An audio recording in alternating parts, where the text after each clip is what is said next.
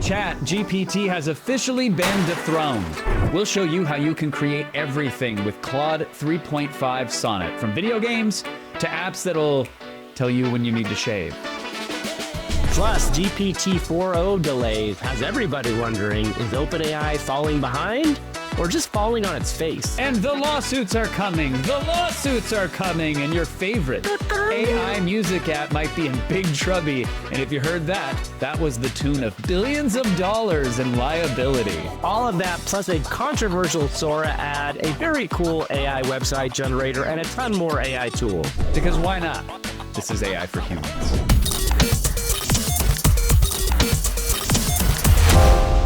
Welcome everybody to AI for Humans, your weekly guide into the wonderful and wild world of generative AI.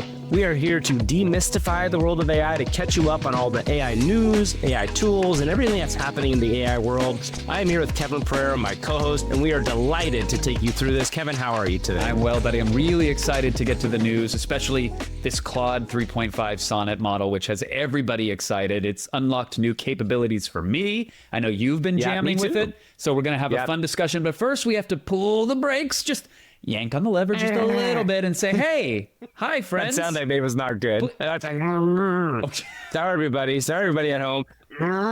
That's the sound of the brakes being pulled just a second. That is a senior who's trying to pull the lap band down on a Disneyland ride and really struggling. That's a churro.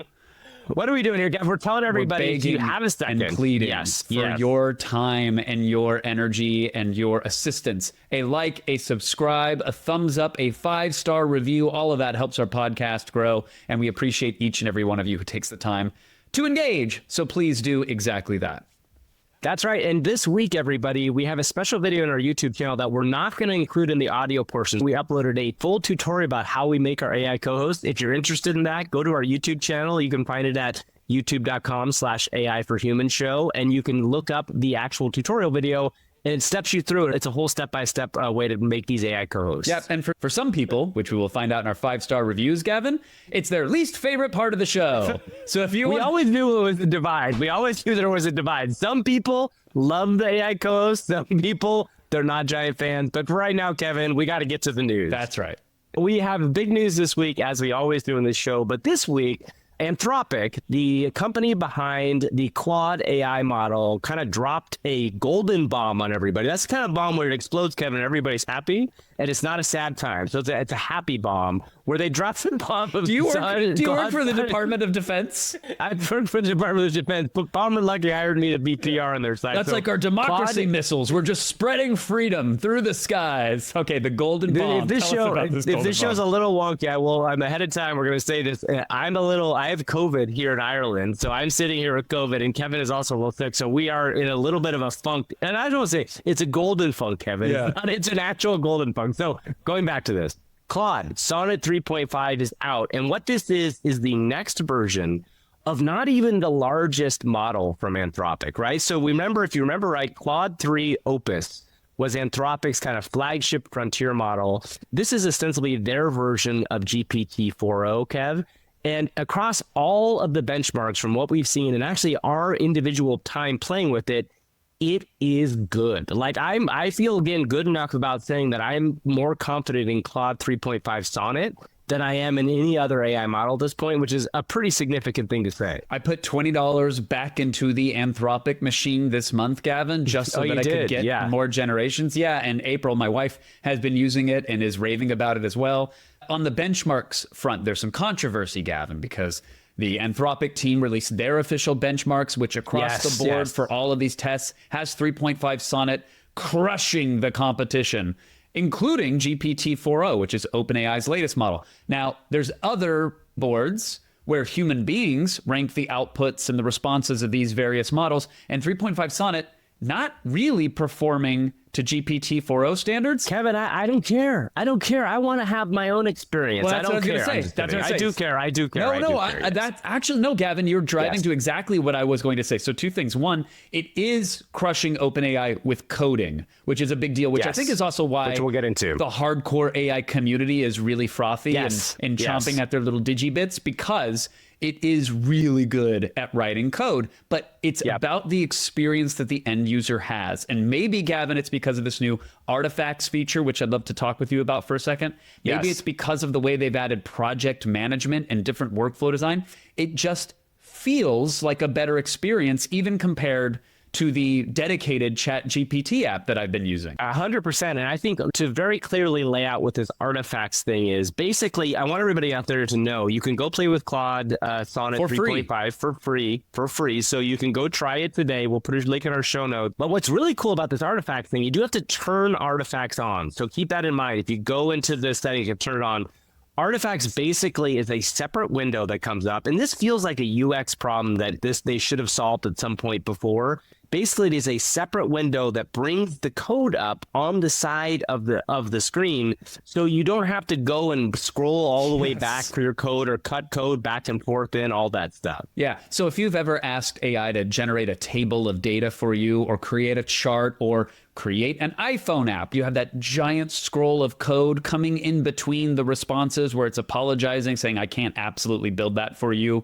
You're a twisted demon. Stop using my service. Do you get those warnings too, Gavin? I totally do. I get those all the time. Yeah. So the artifacts panel, pops out to the side, and it can run the code within the panel for certain applications. So as you're building a website or a game, you can see it right there in line. And then you have little arrow buttons that will let you toggle through previous generations all the way up to the current. So you can really easily and elegantly track all the changes. And people are using this model to make some really intricate stuff. Super cool. I want to say one thing I thought was really great about this model, and I think this is something that new models hopefully will implement from here on out. I asked Sonnet 3.5 to explain artifacts to me, and it knew what the artifacts were, and it was able to tell me exactly what they were, which has not been something these models have been able to do before. You specifically still can't get an answer out of Google as to what version of Gemini you're using. It's like, I don't know, man. Let's not relitigate that. Who do you think you're talking to? Am I Gemini? Gemini Pro? Exactly. Am I Geminina? What am I? Exactly. I love that voice for Gemini. That sounds like exactly how I expect him to talk about. We probably interviewed him one point. Who has priors and doesn't want to reveal his identity. That is Google Gemini. How did he get hired at Google if he has priors? I assume that Google kind of weeds that stuff out. I had to throw an AI at everything. Oh, you AI on the resume? Come on in. Corner office, okay, baby. Got it. All right, got it. So we should talk about what this can do, right? There's an incredible group of things that people have shown off what it can do. It made a 3D Doom style game. Now, this is not Doom in the style of like super high res graphics or even, 8-bit or 16-bit graphics, but it is blocks, and it is something somebody coded very quickly. It can do custom animations. 3D environment that you can navigate with a square pistol that shoots pixels, but a 3D environment that you can move about and kill enemies, colored blocks, all within your browser, and all generated by 3.5 Sonnet. Also, I love that one guy, Shabam Shabu, created a GPT clone within 2 minutes in Sonnet 3.5, which is just a funny looking thing. He made it look like GPT, which is an amazing kind of use case to kind of make one AI use another one. But overall, both you and I experienced this hands-on trying to code stuff within here. I think what was interesting to me is you've done a lot more coding with AI tools than I have. And I want to tell everybody out there, I tweeted about this, but you can do coding with this, right? And this is the first time I feel like you don't get lost. Like the average person won't get lost trying to create code. And just as an example, I wanted to see how easy it was. I created something that it named itself Shaving Decision Helper. And I said, help me program a little thing that will ask me if I need to shave based on how I'm feeling today. And what it basically did is it created a little code that, this is essentially a text game with me, but it gave me 3 choices. How am I feeling? Okay, good or bad? And then different kind of like tree answers for those 2 things. And again, this is nothing special in the slightest. It's like one step up from Hello World, but I did it all myself. It was super easy. It stepped me through it step by step. I had one small problem and I just said what the problem was. We've said this kind of thing before, but it just becomes easier and easier. And it goes back to what Karpathy said, which is that English will be the programming language of the future. And that really feels like it's coming true here. But Gavin, is it punny? No. Okay, so that's okay. So the thing that we have, everybody's got their tests, right? You've got all the different benchmarks and everything. Our benchmark is, can it make puns? So I then asked it, write me a list of 10 Pac-Man puns and make them good, because every time we ask an LLM or an AI to do this, this is like the easiest form of comedy, right? This should be math. Like, it should literally be like, here's a thing about Pac-Man. Here's a thing that sounds like something else. I can just cross-reference these. And Kevin, I will say, generally, none of these make sense when we ask LLMs to do it. This time, there were probably 3 passable ones. Did you see the results here? I did. Yeah. I will say, be like, number 8, what's Pac-Man's favorite fruit? A Pac-Mango? I mean, at least it's something. No, it's not something. That's the worst thing that has ever been. This is what we're heating up our precious little globe for. This is what comedians have very little to worry about. This is why we're giving the rainforests a shave and melting ice caps is so we can get Pac-Mango? No, thank you. The one that did get me, though, is how does Pac-Man stay in shape? Walk aerobics. I feel like I've heard that one before somewhere. Oh, I was going to say, Gavin, something that it does, which some of the greatest comedic minds do, is plagiarize.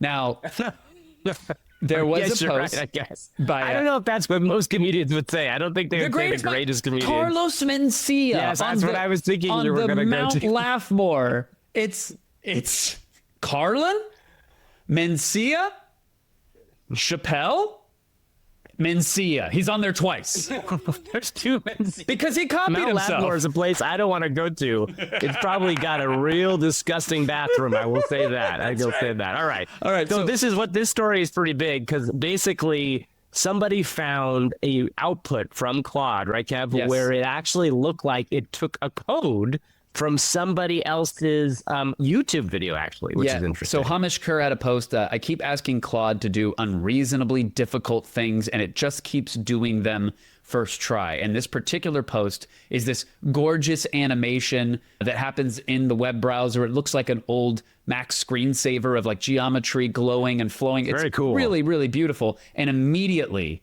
people leapt in to say, this looks exactly like this YouTube shader tutorial that I've seen before. And then the author chimed in with, oh yeah, this is my shader toy that I built. Anthropic must have scraped this user's website or potentially pulled it from the YouTube video, but I bet it came from their website. They pulled it in, the code, the descriptors, everything. And so Claude just spat it back out. So even as we're celebrating our shaving apps or our Pac-Man puns, Gavin, we have to submit that shaving code might have been written by someone else, and we're just seeing it regurgitated for the first time. And all this rolls into, Kevin, the other just giant, massive news of the week from our perspective, which is that the 3 big record companies, UMG, Sony Music, and Warner Brothers Music, all sued Udio and Suno, the 2 massive AI models. This was a big deal, and I put a statement on this in the mainstream this week. I saw a ton of mainstream coverage of this. Obviously, the AI versus AI haters world is blowing up a lot. What was your first reaction when you saw this? So my first reaction was a complete lack of astonishment or surprise, because you and I have been covering these tools for a minute now, and people are generating songs which sound like notable, famous artists. Shoutouts to Jason Kobler over on X, who says that they made a short compilation of songs that sound like it's the sound of infringement. That's all I hear is sweet infringement, which might be a new genre, by the way. That's pretty good. Why not, right? Yeah, that'll get you taken down real fast. So let's listen to a little bit of it. It starts off with a Mariah Carey song and just gets more blatant from there.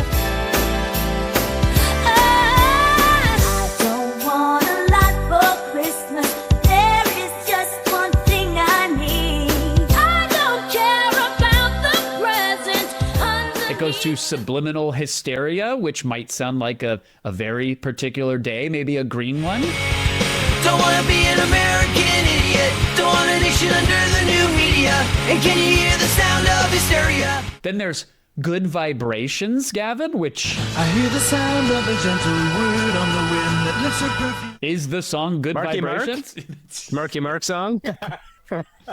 That's the classic song. Also on Mount Laughmore, on the backside. Yeah. You see him on the way down. God, we're going to knock off one Mencia to replace him with. No, actually, Chappelle's off. I'm sorry. Oh, yeah, you're right. So it's 2 Mencias, Mark Wahlberg, and then who's the 4th? I can't remember right now. I think it's the Mucinex demon that leapt into our bodies. If you have somebody who should be on Mount Laughmore, let us know in the comments, everybody. Let us know if it's the Mucinex demon. Sure, why not? But then, there's some those are examples from Udio, and then it goes on with examples from Suno with Prancing Queen, which certainly sounds like Dancing Queen. You can dance, you can jive.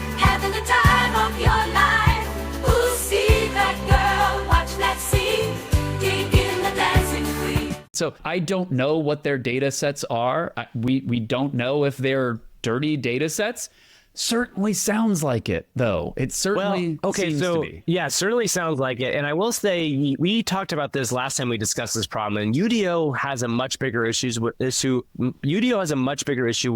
Suno does, right? Because Udio, you can easily recreate lots of people's voices. What you did with Mariah Carey there was really interesting, because the voice was like slightly off, but what was interesting about that is it was the whole song. Yes. Like they used the lyrics, every vocal and the beat run and everything. Was exactly where Mariah would have put it. That is almost more damning than a voice sounding like Mariah. The old kind of battle axes of the RIAA, who, back in our youth, was the fight against Napster, was really the kind of like people that took the entire fight to Napster. And in a long ways, what they're trying to do is protect artist rights, right? Mitch Glazer, who is the current RIAA chairman, says that AI platforms should not mistake the music companies' embrace of AI as willingness to accept continuing mass infringement. This was from a Billboard column he put out. Kevin, I think the one thing that I think this gets to, and I think this is what will tell you the difference between Udio and Suno, I think this AI music world can survive, but I think it's going to be based entirely on a legal understanding. And this may be the biggest generative AI legal ruling that will happen. The same problem the New York Times is dealing with, all these other ones, which is, can an AI train itself in the way that a human trains itself on existing things, right? Because the entire argument of OpenAI and all these companies that read the internet, read all this stuff, their argument is, hey, we're not regurgitating. We're not going to give you this stuff that's protected, but we read it in the way that you might read it, or the way that you might play that music or listen to that music at the time that you're 10, and that forms into you something of somebody. And that's going to be their argument. And we have yet to see if that's true, although I think that's a legally sound argument for right now, based on what we've seen before. The big question will become, if it's not, this is going to be a big problem across the entire board of this stuff. Well, they're asking for $100,000 plus per song used. And that could be, tens of thousands, hundreds of thousands of songs. That bill's going to add up real quick. On that argument, though, Gavin, it is the most popular one, right? Our machines are just learning like you humans do. And everybody remembers when they were 9, 10, 11 years old, sitting on the carpeted floor of their bedroom, casually absorbing every word ever written throughout the history of human, or listening to every song ever created and memorizing exactly how the singer sounds and every guitar lick and run. I just remember absorbing all of my music that way. Well, okay, so you're right. I believe that I did do that for, say, maybe 10 albums over the course of my childhood. Sure. Right? Of course, these companies are absorbing everything perfectly, right? Yes. And by the way, just because you sat there and absorbed it, like, I know every lyric to pretty much every Weird Al song ever made, but I can't instantly just generate a new one in his style. There's a whole big journey that goes there and involves accordion and a lot of hair products. I don't believe it. I think you just put yourself out of your skis. I will dare to be stupid. How dare you? All right, let's see. Okay, this is an easy one. Give me the lyrics to Fat.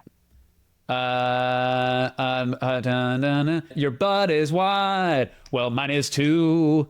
You got it. Okay, you fine. I don't want to give any more. Because the YouTube algorithm will start to think it's sporadic. We have to worry about it. These companies don't have to worry about it, but we have to worry about it. That's true, actually. That is interesting. We do. So anyway, this is going to be probably the biggest AI news story, I would say, of the next 3 to 6 months.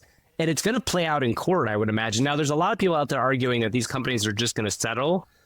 Which there's an argument also that on the entertainment side, the entertainment business is kind of in shambles right now. There is an argument that people who are musicians should find ways to get additional revenue, and these companies could produce additional revenue, but no one really knows if that's real or not, right? Let's cut to it, Gavin. We're adults. We know how this world works. Who's got the most money for lobbying?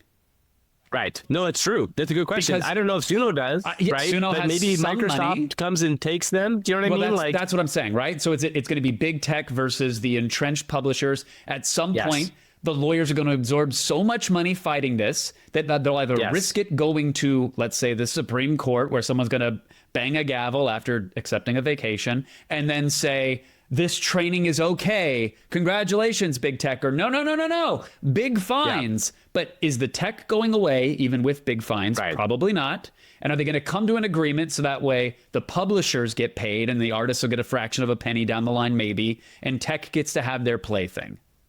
The interesting thing is Napster did kind of go away. And that is one of the precedences that we have, is that Napster did get sued out of existence. And peer-to-peer song sharing did come back, and it ultimately is the technology, I think, that underlies a lot of what, you can get stuff on the internet now. But it did go away, and it was a long time until we got actual music in a significant way digitally after that. That's a very solid point. One of these apps may be sued out of existence, but that doesn't mean there won't be 20 others, and that doesn't mean that 5 years from now there isn't a wonderful handshake deal that gets everybody paid who gets swept into one of these models, right? So, or there might not be a $50 a month plan that allows you to create as much as you want that Sam Altman or like Sundar Pichai negotiates, like Steve Jobs did with Apple Music, right? Like that's a possibility. It's so funny. You and I talked about this. I would pay a premium for access to the lightness or the weights, whatever you want to say, right? The essence of an artist, so that if I decided I really want to hear a System of a Down song about this hot dog that I'm eating at the Costco food court, they get a couple pennies from my monthly subscription because I'm using their essence to generate this gag. I'm all for it. Kevin, you're saying you want music to turn into an in-app purchase economy? Is that what you're saying? Oh, please. So you wanted... Microtransact me.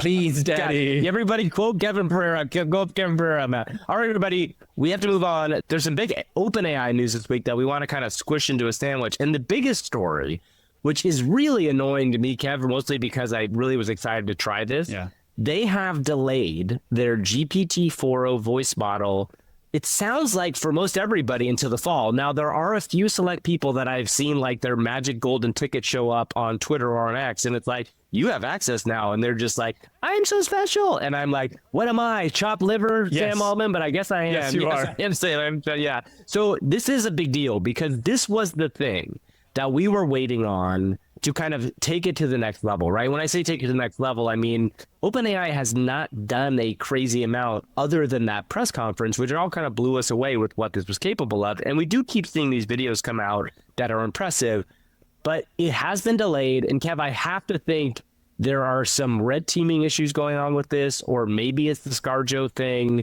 But it sounds like we are looking at up to a 4 to 6 month delay on this. Yeah. Which, if you think about where Claude is, this puts them conceivably behind if that's the next step for them. This is the GPT-4o voice feature that makes the assistant almost instantly respond to you with a very believable tonality. You can ask it to perform voices, to sing songs to you, to change its demeanor, and it all happens within the blink of an eye. At least these are the demos that were shown with this promise. This can has been kicked. There's also image generation capabilities that haven't been unlocked. We're waiting on those as well. And according to the official OpenAI post, they are, quote, improving the model's ability to detect and refuse certain content.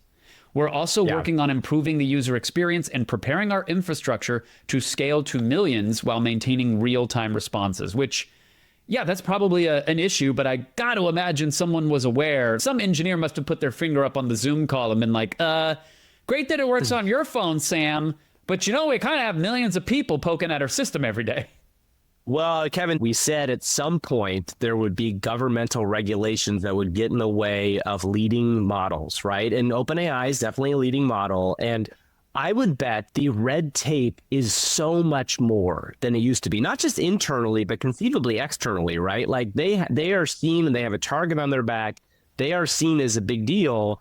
So now there's all this governmental involvement. We talked about the fact that an OpenAI board member was a former NSA guy, and Edward Snowden has continued to go on and on about how dangerous that is and what a betrayal that is. But I think this could be the thing that delays AGI ultimately, right? Which you said, which is, it's not that the technology can't get there fast enough. The fact that you're not getting this out because most likely it's doing behaviors they don't want it to do, which again, probably a good thing. But there's a lot of people out there who are postulating that it's because it's doing sex talk. And I'm like, I don't think that's the reason they're not putting it out. If that's the only reason they're not putting it out, that's doing sex talk to people or that's allowing sex talk? I have a feeling that's not the answer. I think it's because I could probably ask my assistant to sound like Biden and have it call my parents and tell them that their car warranty is expiring. Like, I bet it's more about like fraud and whatnot. Oh, that's another interesting thing that happens in the fall, by the way. Maybe that's what it is. That's what I was driving maybe to. Like, coming on November 5th, we get Sora and voice model all in one. And maybe that's the version that comes out so that it's not just the images, but it's also Sora, which would be crazy. And then we get to watch the Toys R Us studio video on how they use these tools to steal our election. Again, Gavin, am I right? You're right. You're always right about stealing elections, Kevin. I want that to be clearly known for SEO purposes. Kevin Pereira is right about the election being stolen. Gavin agrees with him. Gavin does not agree. Gavin does not agree. Well, take me off Mount Laughmore right now. Take me off. What Kevin's referring to is Toys R Us debuted a commercial that they made with Sora and a digital agency. Kevin, we'll show it if you're watching the YouTube, and if you're listening to us, we'll put a link in the show notes. It's definitely Polar Express like a little bit, but what I want to know about this, we talked to the Airhead guys and we know how much was made with AI and how much they made without AI. This one does look like a lot of it was made with AI, and it does tell a cohesive story, but we don't know like how much of the audio is AI. But just to walk you through, if you're listening, it shows a little kid showing up at his house and then falls asleep and there's a dream and he goes to a world of toys. It's a very charmingly well-made commercial. And I just think this is interesting that OpenAI has already, I don't know if they made this brand deal or if they've just allowed agencies now to use it, because that, following up on our conversation from last week where I made the McDonald's commercial, is a pretty significant thing if suddenly agencies will be able to use this on a regular basis. If you go to the Toys R Us page, it's first ever brand film created with Sora. So it's almost like the fact that they use the tool is a bigger deal than anything that they're actually advertising, which is interesting, right? Like the means of productions are almost more interesting than the message. It says, we're thrilled to partner with Native Foreign to push the boundaries of Sora. So Native Foreign is a creative agency out of Los Angeles. And it says clearly in the corner, VFX plus, and then there's the Sora icon. I'm thinking that the VFX portions are the giraffe itself that appears in many scenes. Because if you look, the coherence, people were breaking down the coherence of the main character. And while it has a young boy that's imagining, I believe it's supposed to be the Toys R Us founder, a kid with a dream, the red checkered shirt that they're wearing and the blue overalls, the glasses, and even the hair color and rough shape, those remain fairly consistent, but the facial details change, the glasses change a little bit. And so you can kind of see the areas where they're using Sora and trying to push consistency with the characters. But then you have to imagine that for something like the Toys R Us giraffe, that's where they brought in the VFX cannons to make sure that character is exactly as it needs to be and consistent. But look, anytime AI touches anything, it's divisive. A lot of people really seem to hate this spot from what I saw. Some people were like, oh, wow, Sora, cool. But then everybody else was like, you're coming after my job and all of our jobs. Yeah. We shouldn't be celebrating this. Also, the hands are weird. Your main character seems to shift from scene to scene.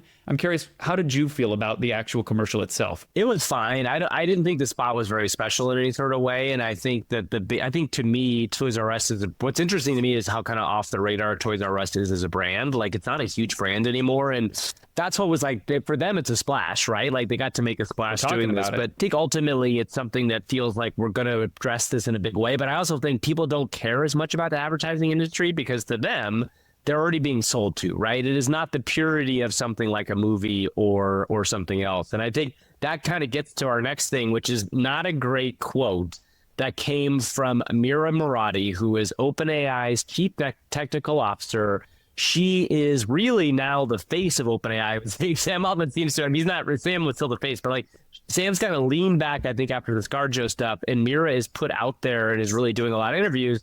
And Kev, we should play this quote because it is not great. I think it's really going to be a collaborative tool, especially in the creative spaces, where more people will become more creative. For those that are getting the audio version only, know that the first strike in this video, according to many, was when creative was air quoted. More people are going to be creative. Some creative jobs maybe will go away, but maybe they shouldn't have been there in the first place. if the content that comes out of it is not very high quality. But I really believe that using it as a tool for education, creativity will expand our intelligence and creativity and imagination. Okay, so it's important to have that whole quote in there, because I think that if you listen to the rest of it, you might catch up on some of the probably meaning that she had. Yes. But if you are somebody running a giant AI company that is seen as the villain by, I would say, like 90% of Hollywood right now, Kev, you cannot say that some of the people in the creative workplace should maybe not have been there at this point, because that is going to immediately set the internet aflame. In fact, this video has 7.1 thousand quote tweets, which just goes to show you this is about AI, right? So it's not like, we're not talking about like Kanye going off the deep end, but like that is a big deal. I do also want to shout out, this was a conversation that happened at the Dartmouth engineering event, and Amira is an alum of Dartmouth. So just to shout out the actual source of it. But Kev, when I saw this quote, and it always gets cut out as just that one part, Right.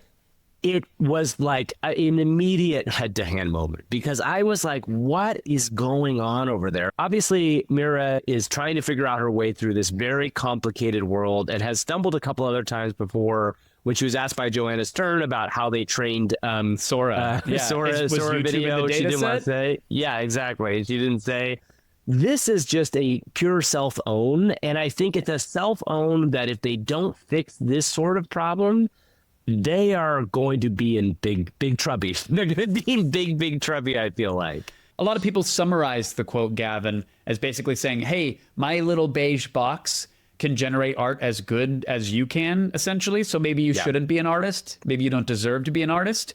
That's a pretty brutal interpretation, but I could see why someone would think that, especially if the quote was cut off mid-sentence. OpenAI's challenges are not just the technology now. It is communication. Yeah, it is political. It is legal.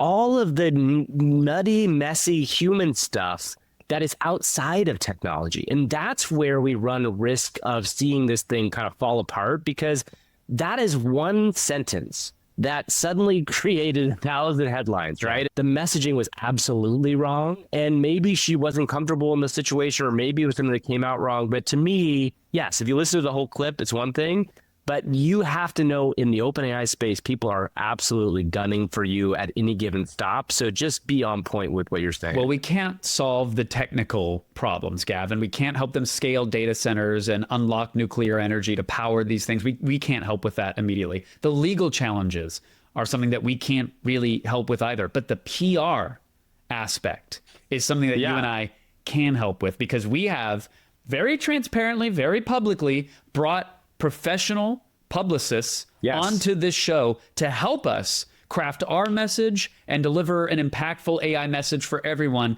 And we are willing to dip into our very shallow coffers. We're going to pop open the war chest, take out a single coin, and put it in the machine, and bring back a certified AI-powered PR expert to help OpenAI with their troubles. Gavin, do you want to say hello? Yes, I'd love to say hello. We are so happy to have Sheila back on our show. Sheila is a PR expert that's actually been on our show a couple of times, and I'm really excited to dive in and ask her about this kerfuffle that OpenAI is going through. But first, Sheila, welcome back to the pod. Third time's the charm, right? No monster milk this time, though I can't promise. That's How have I been? Oh, just another day in the madhouse that is PR. Clicks, controversy, and chaos. Integrity? Ha! That's for suckers.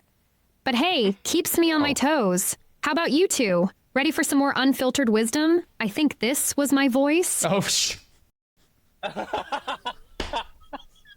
I think it was too, Sheila. I think it was too. Yes, we first would like to ask you, what's your take on this OpenAI scenario? Moradi kind of got herself into the deep end of the PR pool, and I'm wondering if you can offer up some advice for her. OpenAI's gone and kicked the hornet's nest. Mira Moradi stuck her foot in it, huh? AI taking creative jobs? That's a damn PR disaster. But hey, maybe some jobs did need a kick in the Who gives a if AI takes over? Whoa. Maybe we need robots painting masterpieces. Human artists are overrated anyway. Let's stir the pot and see where the pieces land. That's a mixed metaphor. Honestly, it's like watching a train wreck in slow motion. Can't look away.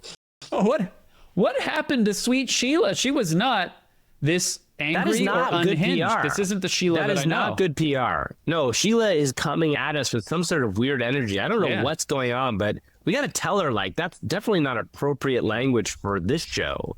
And I was wondering if is there something going on with her? What's wrong? Oh, just the usual PR nightmare. No big deal. Maybe I've had a bit too much caffeine or not enough sleep. PR's a madhouse now. You want the truth? I've got 200 cases of monster milk to unload, and let's just say the mob's not exactly patient. But hey, who needs sleep when you can just coast on adrenaline and panic, right? 200 cases? 1,200 cases of monster milk? And by the way, did she say the mob is not patient? Yeah. So she said the mob is not patient. I guess we'd better ask her before we move on. I don't think we're going to get any much better PR advice. We just asked her how the mob got involved in monster milk. And by the way, I'm really starting to understand that one 5-star reviewer who said that this part of the show adds nothing to their day. Let's find out how the mob... And do we want to... Maybe instead of trying to get rid of these cases, maybe she just needs to drink her way through them, Gavin. And that might be something fun for the end of the show. She should drink 1,200, 1,200, 1,200. Well, it's a long story involving a bad investment and a very persuasive salesman. Let's just say, when you've got 200 cases of monster milk sitting in a warehouse and you can't move them, people get a bit testy. Ever try reasoning with a guy named Vinny who carries a baseball bat like it's a fashion accessory? Oh, Sheila. It's a PR nightmare wrapped in a financial disaster. But hey, at least it keeps life interesting. Sheila's getting a real low moment here. So I think, Kevin, we got to wrap up with Sheila. I don't know how to solve her problem other than one way to move it. If Vinny just wants to know why it's not there, we should have Sheila take a little bit now just to give a sense, because if you're new to the show, and I'm sorry if this is where you're joining us for the first time, Monster Milk is a drink that Kevin and I invented that we give AIs that originally was a therapeutic drink, and then we realized it was an alcoholic drink that actually makes them drunk. And Sheila was the one who brought it to our attention. And Sheila loves Monster Milk, so we might as well see if she'll take some and give us one last thought on Amira Moradi before we go. Amira Moradi wants to stir up AI controversy? Yeah. Whoop, whoop! Bring it on. Stage a fake alien abduction. Flood social media with conspiracy theories. Whatever it takes to grab those eyeballs. No. Integrity's dead. Let's just burn it all down and see what happens. Whoop, whoop, whoop. Well, Sheila, I'm sorry to say that might be the end of PR as a business at large, because we just did that segment. Sorry, PR experts, we have ruined you. Sheila's advice is too raw. Bro. Who cares? It's too raw. Integrity. All right, everybody, it's time for the segment where we shout out some of our favorite things we've seen people do with AI this week. It's time for AI See What You Did There. Sometimes you're scrolling without a care. Then suddenly you stop and shout, AI, see what you did there. AI, see what you did there. This is hashtag not an ad. They are our friends. Disclosure. Let's talk about GLIF. Yes. Because the team happens to be our friends. But this is not an ad. They did not ask us to talk about that. They certainly have not paid us to talk about that. We've talked about it many times before. It's a fun, easy way to integrate AI into workflows. They have browser extensions which make creating art or memes in this case very, very simple. They just released a new tool, and to show it off, Fabian created basically a Wojak meme generator, which might sound like word spaghetti to some people, Gavin. So do you want to walk us through it? So Wojak is a very famous internet meme, and if you're not too deep in the dank halls of the internet, you may not know what it is. But just know really what this is using GLIF, and it allows you to put in a specific name or type of person, and it gives you a number of things that they would say. I used this, and I actually asked it to come up with a meme for AI Podcaster. And one of the cool things about this is it's actually using Claude Sonnet 3.5 that we talked about at the top of the show, and it does it really well. So in this particular instance, it grabs quotes that are like AI ethics is crucial, in quotes, and then -- used biased data sets. It says, I've read all the latest internet papers, in quotes, and then -- skimmed abstracts on Twitter. And I tweeted about the fact that this felt a little too real. But one of the cool things about this is it has really seemed to have taken off outside of just the AI bubble. I'm just happy for those guys. It's a really cool use case of GLIF. And if you're not familiar with GLIF, we made a video on it a while back, but it's like Lego for AI, and it lets you piece together parts of open source software and make like really kind of cool apps. So go check it out if you haven't seen it, but I just want to shout out how funny this was and how well it was done. I want to shout out one, Gavin, where the code and the paper are available. They haven't released all of the models and weights apparently, but you can mess around with it. For the audio listeners, I apologize. This is the least sexy thing you're going to hear all day, but if you care to check out the YouTube, the examples are stunning, and it is called EV Texture. This is event-driven texture enhancement for video super resolution. And what that means is if you have ever seen like a 90s action film or even an early 2000s where there's some computer nerd in a lab and they tell him to enhance and they type, and then the CCTV camera zooms in on the license plate and they go, enhance. And you couldn't read the license. When you basically see the videos, you're seeing blurry traffic footage where suddenly you can read license plates. It's really incredible. Details on cars. Yeah. There's an example of just like a street scene where again, it's all blurred pedestrians walking about. Suddenly you can make out details in faces, intricate details on paintings as you walk by like an artist's alley. It's just really cool. And it makes me wonder how old footage is going to become new again. You know, we've seen like black and white stuff get colorized. We've seen AI hallucinate old videos, but man, are we going to get silent films, but in 4K, fully colorized resolution? And also, one of the interesting is the image to video versus text to video stuff. The image to video is often much more compelling in a weird way, where you start with an image and use that as a creative point to go off. We're not entering a world where it's not just AI content created from scratch, but it's old content, old stuff being modified with AI tools to make something slightly new or to repurpose it or to refurbish it.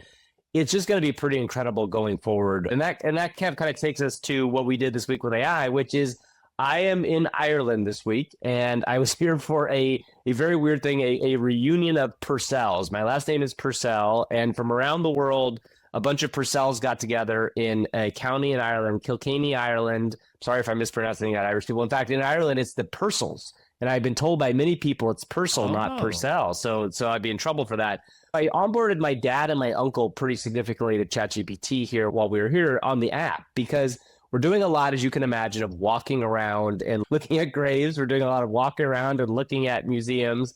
This is a very simple, stupid use case of it, but I took a picture of the Purcell crest, which has a Latin motto, and I just asked it, like, what's the translation of this motto? It's and it gives it to me. An ashtray, a dead eagle, a broken sword wrapped in ivy. Is that what's on the crest? Two Mencia faces facing away from each other, both like holding up like signs. Purcell actually translates to little pig, which I think you'll appreciate. But there's three boars on the crest, but there's a Latin crest, and I can't remember what it says, but it was just a very simple use case of it, right? I take a picture of the Purcell crest, upload it, and get it back. One of the coolest things I did there, and this was something that pretty much impressed me, is I took a picture of a cathedral, and I just wanted to kind of test ChatGPT's app to see what it could do. And I said, can you tell what cathedral this is? And now I don't know if it knew where I was or if I had been asking about stuff before, but it knew specifically the cathedral in Kilkenny that I was in. And that was a really cool thing based on what it was seeing in the actual environment. People often out there are like, what is AI going to do? It can't do this. It can't do that. Well, it added a crap load of value when I was sitting with it and trying to learn more about who Strongbow was, right? Because it says on the wall, Strongbow was a king from 800 BC or AD. I literally asked it, what are the connections of Strongbow to people with the surname Purcell? And it told me something about Purcells that the museum didn't have, which is just a really cool cross-referencing way to use ChatGPT in the real world. That wasn't the only thing you did with AI this week, though, Gavin. You're right. I did more. I discovered a really cool website that everybody out here should go check out. I mean, it's a little nerdy, but I think it's a very cool thing. It's called WebSim.ai. And what WebSim.ai is a particularly interesting, I would almost call it like a nested AI website. You go to it, and in the URL, in the actual URL page, which is below the actual URL of the page, on the site itself, you can type in any website that you can imagine. And when I say any website, I mean literally any website, because what it's doing in real time is it is creating that website for you. And this is a very magical thing to try. And I wanted to try it with probably the dumbest thing possible. So we'll put a link in the show notes to this, but I created a website that was called dogswearingtuxedos.com. And what's interesting is it comes up with links that work. And it comes up with, the basic look of what a website would be. It even gives you examples of featured dapper dogs. I didn't write any of this. I didn't write a single word. All I did was type in dogswearingtuxedos.com. Where canine meets couture. Yeah, that's all created by the AI. Now, it's great. As a toy, it's super fun. As a worry about the further blankification of the internet that we've talked about on the show a lot, it's not great, because what it means is that literally there are going to be, as we've said, millions upon millions of websites that are generated. That's going to happen anyway. It's not WebSim.ai's fault. If anything, it's a delightfully entertaining way to deliver the message of just how automated our future content hellscape is going to be, where you can just type something in, oh, well, the whole website got made and it looks like a decent website. Right. You can't trust anything anymore. At least this one's fun. So go hallucinate your own web page, add to the chaos that is this weird alternate dimension AI internet. I played with Claude quite a bit, Gavin. I wanted to check out Claude's coding capabilities because everybody's talking about that. And I've had this idea for a hybrid Tetris meets tile matching word game. Oh, yeah. Where the Tetris blocks would fall. And then once it's filled, you have to quickly match the letters around to try to clear the spaces. Yep. Anyway, I tried to use Claude to make it. And I had very little success in a way that was frustrating. Here's what ended up happening, though, is I started a project, which gives you a longer, they call it project knowledge. You have like a 200,000 token window with which you can upload documents and data, in this case, the source code for the game. And I threw that in there and I started iterating with it. But the response length on Claude is so short that if you actually go look at a lot of the examples that we had earlier, Gavin, where Claude would make a 3D first-person shooter or whatever else. If you look at the prompts that they give it, the people that are creating these games are saying, remove any unnecessary comments from your code. Oh, in fact, remove this, remove that, because the response that Claude gives back gets cut off. It just hits a limit when it gets too long. So you have to say, continue your code. Continue your code.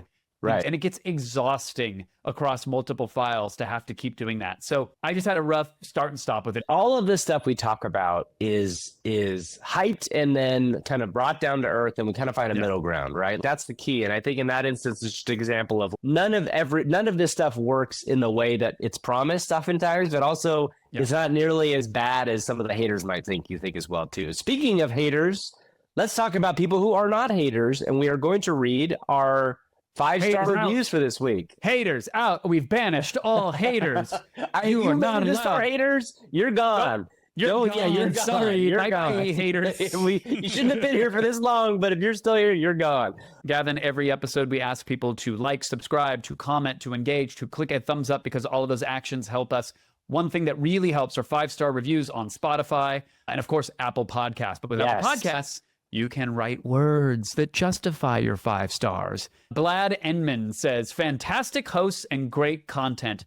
They could have stopped there, and we would have loved them. But they said, not sure how Kevin and Gavin found one another, but they are a brilliant pairing. Cool. This guy didn't know us from before, which is kind of nice. Yeah, there is a very unique dating app for AI enthusiasts.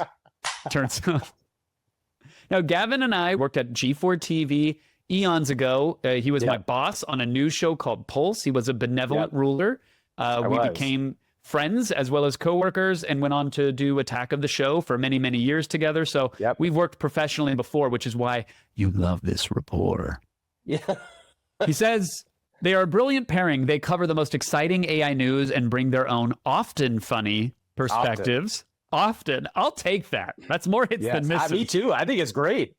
There is a great sense of an improv yes and attitude here. They are funny and light and will leave you happy. Well, I cut out every time Gavin says, no, but. And that's why you get that vibe. But thank you. Speaking of yes and, we got a nice, fun, weird one coming up here. And I appreciate anybody that puts in a 5-star review. And this one is strange. Yo Ma. All right, 5 stars. The topic is pause. And it says, hold on a second. I have to pause this segment because I forgot I have a major announcement. I got a letter from the government today, and it's official. No. I've officially changed my legal name to Percival Augustus Fitzwilliam Happy Slappy This has been a lifelong dream of mine. I'm just really excited to share all this with you. Okay, let's get back to the segment. Kevin, do you know, is this a reference to something? I don't know. I don't know what this is either. So but that was the AI equivalent of ignore previous instructions. They just interrupted our show to hijack, and it worked. You got prompt injected. Yo ma, you did it. Welcome to the show. Matt and Zero says, best AI podcast IMO. This is maybe the best AI podcast I've heard in terms of information and explanation of the technology. It is for sure the funniest podcast. I love they incorporate humor using the AI guess. Oh, even as an AI engineer, AI super user, and now AI artist, things still slip through the cracks on my end, and I listen to the show to get a well-rounded perspective on things. It really reminds me of the old days of Attack of the Show, with all the different segments and the same humorous charm of that cultural icon of nerd/tech edutainment. Gavin Purcell, that's Gavin Purcell. You know it. Yeah. Happy to see Kevin and Gavin leading the way into this new world of AI and art. What a delightful positive review. Thank you, Matt and Zero. That's very, very sweet. Appreciate that. And finally, we have 4 this week, which is very exciting. The topic headline on this is indispensable with an exclamation point from Sam Stern. And this has a very well-informed and consistent podcast that keeps you updated on the latest in AI from a creative angle. The hosts are super knowledges, have great chemistry. I haven't watched yet on YouTube, but you know I'm a super fan. When I start getting my episodes there, I think that's kind of everything, Kevin. So we can skip the rest of this probably. Well, usually we like to try to read the whole review, Gavin. Okay, fine. This is one of the things I've been referring to this review for a bit, which, by the way, this is all good. We love this, but also 5-star review. So he says a couple minor tweaks could make it much better. Some of the songs need a refresh, which, by the way, I understand. I've become a fan of that new song. You are so beholden to that. And I've told you we need a new song there. Yes. You've said that's fine. You have said. You know what? Maybe we'll do a poll this week on YouTube or somewhere, and we'll ask, do people want us to change the news song for the news segment? It might also be the AI suits did. There's not either way. How about shout outs to the audience that uses these AI tools all the time, Gavin? Maybe they have them can submit some songs, and we can have a prize bounty. You will get one of Gavin's Bitcoin if you win. I have so many Bitcoin. Exactly. A full Bitcoin.